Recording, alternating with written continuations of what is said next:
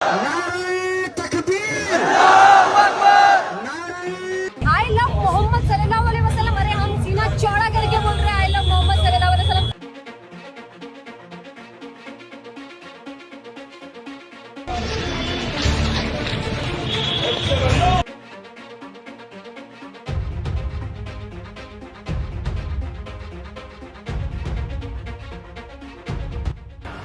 ভারতের উত্তরপ্রদেশ এখন মুসলমানদের জন্য এক আতঙ্কের জনপদে পরিণত হয়েছে। নিজের ধর্মের নবীর প্রতি ভালোবাসা প্রকাশ করাও এখন সেখানে অপরাধ হিসেবে গণ্য হচ্ছে। খোদ রাজ্যের মুখ্যমন্ত্রী যোগী আদিত্যনাথের প্রশাসন থেকে এমন এক অলিখিত ফরমান জারি হয়েছে যা শুনে সভ্য পৃথিবীর যে কোনো মানুষ স্তম্ভিত হয়ে যাবে। বিষয়টি অত্যন্ত পরিষ্কার এবং ভয়াবহ। কোনো মুসলমান যদি তার নিজের বাড়ির দেয়ালে বা গেটে ইংরেজিতে আই লাভ মোহাম্মদ লিখে রাখে, তবে সেই বাড়িটি আর আস্ত রাখা হবে না। সরাসরি হুমকি দেওয়া হয়েছে এই লেখা দেখলেই বুলডোজার দিয়ে সেই ঘরবাড়ি গুড়িয়ে দেওয়া হবে। যোগী আদিত্যনাথের পুলিশ প্রশাসন এবং তার অন্ধভক্তরা এখন আর কোনো আইনের তোয়াক্কা করছে না। তারা মাঠে নেমেছে নবীর প্রতি ভালোবাসা প্রকাশকারীদের খুঁজে বের করে শাস্তি দিতে। পরিস্থিতি এতটাই জটিল আকার ধারণ করেছে যে উত্তরপ্রদেশের বিভিন্ন জেলায় মুসলিম ধর্মীয় মিছিল বা শোভাযাত্রায় আই লাভ মোহাম্মদ লেখা ব্যানার বা পোস্টার বহন করা সম্পূর্ণ নিষিদ্ধ করে দেওয়া হয়েছে। বিষয়টি কেবল নিষেধাজ্ঞার মধ্যেই সীমাবদ্ধ নেই। যারা এই নিষেধাজ্ঞা অমান্য করার চেষ্টা করেছেন বা ভুলবশত এমন ব্যানার হাতে মিছিলে গিয়েছেন, তাদের উপর নেমে এসেছে পুলিশের নির্মম নির্যাতন। একাধিক ভিডিও ফুটেজ এবং স্থানীয় সূত্র থেকে জানা যাচ্ছে এই ব্যানার ও পোস্টার বহন করার অপরাধে অনেক মুসলমান যুবককে প্রকাশ্য রাস্তায় লাঠিপেটা করেছে ভারতীয় পুলিশ। তাদের অপরাধ, তারা বিশ্বনবী হজরত মোহাম্মদ সাল্লাল্লাহু আলাইহি ওয়াসাল্লামের নাম লেখা প্লেকার্ড বহন করছিল। পুলিশি হেফাজতে নিয়ে তাদের উপর চালানো হয়েছে অমানসিক নির্যাতন এবং পরবর্তীতে তাদের গ্রেফতার দেখানো হয়েছে। এমন ঘটনা ভারতের গণতান্ত্রিক কাঠামোর উপর এক বিশাল আঘাত, যেখানে ধর্ম পালনের স্বাধীনতা সংবিধান স্বীকৃত, কিন্তু মোদী সরকারের আমলে সেই সংবিধান যেন এখন শুধু একটি কাগজের দলিল।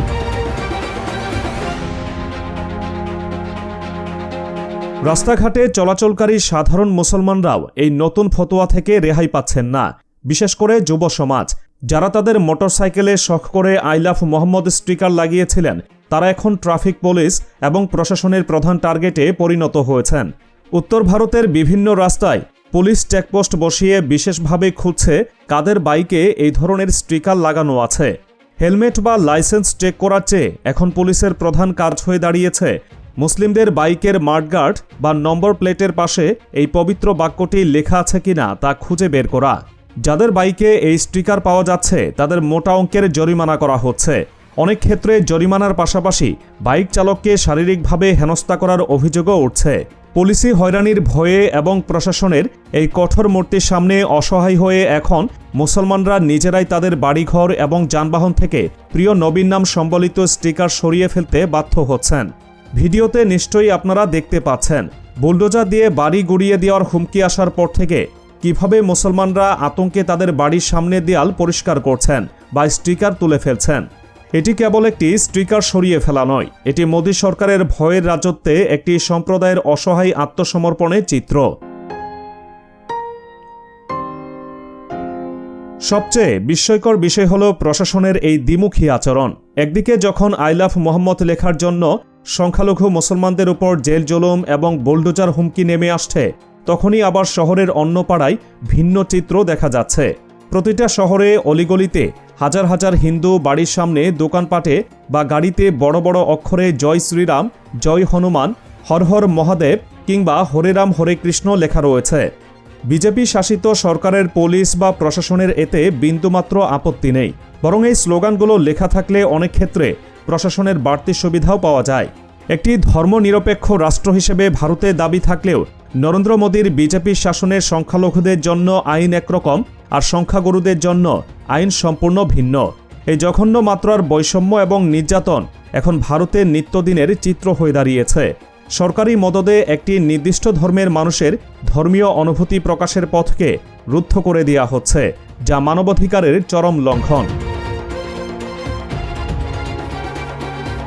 বিশ্বের অন্যান্য দেশের দিকে তাকালে ভারতের এই পরিস্থিতির ভয়াবহতা আরও স্পষ্ট হয়ে ওঠে। আমেরিকা, ব্রিটেন বা ইউরোপের যে কোনো দেশে একজন খ্রিস্টান ধর্মাবলম্বী বা অন্য যে কোনো ধর্মের মানুষ যদি আই লাভ জিসাস বা তার ধর্মের কোনো বাণী সম্বলিত ব্যানার বা পোস্টার বহন করেন, তবে তাকে পুলিশ অ্যারেস্ট করবে এমনটা কল্পনাও করা যায় না। সেসব দেশে বাকস্বাধীনতা এবং ধর্মীয় স্বাধীনতাকে সর্বোচ্চ গুরুত্ব দেওয়া হয়। কিন্তু ভারত, যারা নিজেদের বিশ্বের বৃহত্তম গণতন্ত্র বলে দাবি করে, সেখানে আজ আই লাভ মোহাম্মদ পোস্টার বা স্টিকার সাথে রাখার জন্য মানুষকে শাস্তির মুখে পড়তে হচ্ছে। পৃথিবীর সব সভ্য দেশের মানুষের পক্ষে এটা বিশ্বাস করতেই সময় লাগবে যে শুধুমাত্র একটি বাক্যের কারণে সরকার কোনো নাগরিকের বাড়িঘর বুলডোজার দিয়ে মাটির সাথে মিশিয়ে দেওয়ার হুমকি দিতে পারে। এটি কোনো আইনি প্রক্রিয়া নয়, এটি হলো রাষ্ট্রীয় সন্ত্রাস। মোদি এবং যোগীর শাসনামলে ভারত এমন এক পর্যায়ে পৌঁছেছে যেখানে মুসলিম পরিচয়টি যেন অপরাধের সমতুল্য হয়ে দাঁড়িয়েছে।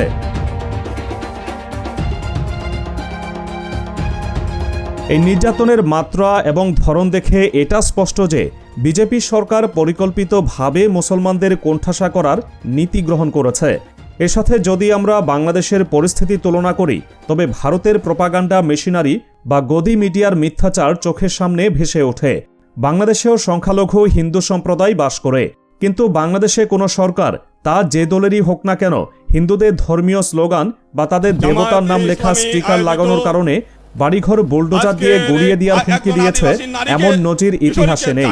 বাংলাদেশে কোনো ইসলামিক সংগঠন বা দল হিন্দুদের উপর সরকারি প্রশ্রয়ে এই ধরনের জুলুম চালিয়েছে তা কেউ দেখাতে পারবে না। বরং দুর্গাপূজা বা অন্যান্য ধর্মীয় উৎসবের সময় রাষ্ট্র সর্বোচ্চ নিরাপত্তা নিশ্চিত করে থাকে। অথচ ভারতের বিজেপি নেতারা এবং তাদের নিয়ন্ত্রণাধীন মিডিয়া অত্যন্ত হাস্যকরভাবে এবং নির্লজ্জভাবে প্রায়ই অভিযোগ তোলে যে বাংলাদেশের সংখ্যালঘু হিন্দুদের ধর্মীয় স্বাধীনতা নেই। তারা নিজেদের দেশের এই ভয়াবহ পরিস্থিতি আড়াল করতে সবসময় বাংলাদেশের দিকে আঙুল তোলে, যা আসলে তাদের নিজেদের ব্যর্থতা এবং সাম্প্রদায়িক মানসিকতা ঢাকার একটি অপকৌশল মাত্র।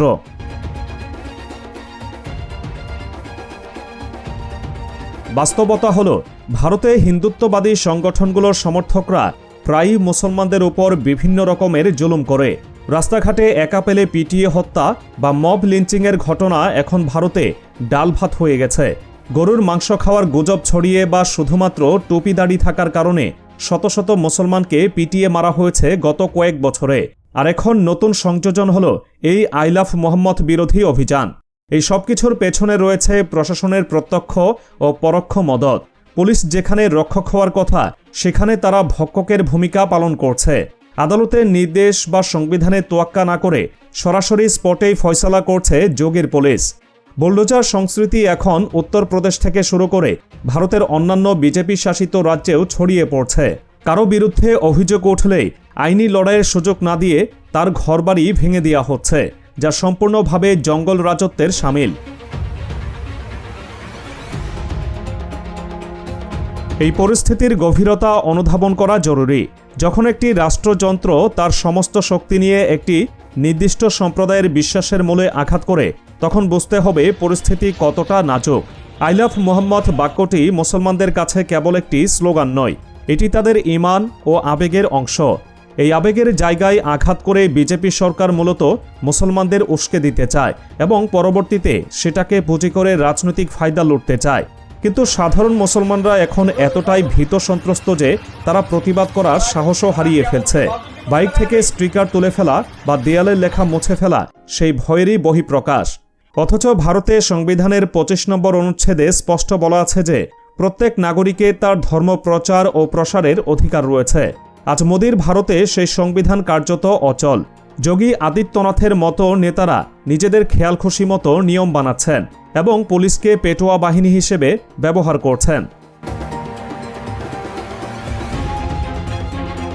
আন্তর্জাতিক মানবাধিকার সংস্থাগুলো ভারতের এই পরিস্থিতি নিয়ে বারবার উদ্বেগ প্রকাশ করলেও মোদী সরকার তাতে কর্ণপাত করছে না। তারা উল্টো পশ্চিমা দেশগুলোকে জ্ঞান দিতে আসে, কিন্তু মাঠের চিত্র বলছে ভিন্ন কথা। উত্তরপ্রদেশের অলিগলিতে কান পাতলে শোনা যায় মুসলমানদের হাহাকার।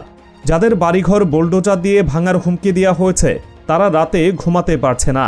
কখন পুলিশ আসবে, কখন বুলডোজারের শব্দ শোনা যাবে, এই আতঙ্কেই কাটছে তাদের দিন রাত। বিশেষ করে যুবকদের টার্গেট করার বিষয়টি আরও উদ্বেগজনক। পুলিশ বাইক থামিয়ে যখন কোনো মুসলিম যুবককে হেনস্থা করে তখন তার মনে যে ক্ষোভ ও হতাশা জন্ম নেয় তা দীর্ঘমেয়াদে সমাজের জন্য শুভ নয়। কিন্তু ক্ষমতা দম্ভে অন্ধ বিজেপি সরকার এই সাধারণ সত্যটি বুঝতে নারাজ। তারা মনে করছে শক্তি প্রয়োগ করে মানুষের মনের বিশ্বাস মুছে ফেলা সম্ভব, কিন্তু ইতিহাস সাক্ষী জুলুম করে কখনো কোনো মতাদর্শ বা বিশ্বাসকে দমানো যায় না। ভারতের বর্তমান পরিস্থিতি এবং বাংলাদেশের পরিস্থিতির এই তুলনা আমাদের চোখে আঙুল দিয়ে দেখিয়ে দেয় যে সাম্প্রদায়িক সম্প্রীতি কোথায় বজায় আছে আর কোথায় ভুলুণ্ঠিত হচ্ছে। ভারত সরকার এবং তাদের মিডিয়া যতই চিৎকার করে বলুক না কেন, সত্য হলো ভারতে মুসলমানরা আজ নিজ দেশেই পরবাসীর মতো জীবনযাপন করছে। আই লাভ ইউ মুহাম্মদ লেখার মতো সামান্য কারণে যেখানে ঘরবাড়ি গড়িয়ে দেওয়া হচ্ছে সেখানে ন্যায় বিচার আশা করাটা বোকামি। নরেন্দ্র মোদী এবং যোগী আদিত্যনাথের এই কট্টর হিন্দুত্ববাদী এজেন্ডা ভারতকে একটি ভয়ঙ্কর পরিণতির দিকে ঠেলে দিচ্ছে। বিশ্ববাসী এবং মানবাধিকার কর্মীদের এখনই এই অন্যায়ের বিরুদ্ধে সোচ্চার হওয়া প্রয়োজন। অন্যথায় ভারতের বুকে মুসলমানদের উপর যে অঘোষিত কিয়ামত নেমে এসেছে তা আরও ভয়াবহ রূপ ধারণ করবে। এই মুহূর্তে প্রয়োজন সত্য তথ্য তুলে ধরা এবং এই রাষ্ট্রীয় নিপীড়নের মুখোশ খুলে দেওয়া, কারণ নীরবতা এখন অপরাধে শামিল।